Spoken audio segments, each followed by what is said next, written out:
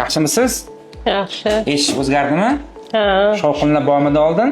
bor edi, endi hozir yo'q. Yaxshi ancha. Operatsiyadan keyin alhamdulillah mana ish yaxshilanib, shovqinlar ham yo'qolgan va xursand bo'lganlarni ikkinchi quloqni ham qildirmoqchilar. Inshaalloh hozir ikkinchi quloqni qilib beramiz. Ahamiyatli joyi operatsiyani narkozsiz, ya'ni mahalliy quloq o'z qo'l qilganmiz va shu gaplashib, bemalol muloqot qilib operatsiya bajarganmiz. Shunaqami? Shunaqa. Narkoz bermaganmiz? Yo'q. Og'riq sezmaganmisiz? Yo'q. Chil og'riq bo'lmaydi, faqat ukol qilgandan ozgina og'riydi, buyog'iga og'riq sezmasdan juda ham zo'r holatda operatsiya bo'lgan va mana natijamiz juda ham yaxshi alhamdulillah. Bundan 10 oy oldin chap tomonlama endoskopik timpanoplastika jarroh amaliyotini bajarganmiz. Hozir qayta ko'rikka keldilar. Bitta ko'ramiz. Bu ham bajarganmiz operatsiyani. Bemorimizda ikkita quloqda ham pala teshuv bo'lgan. Demak mana bosaramiz.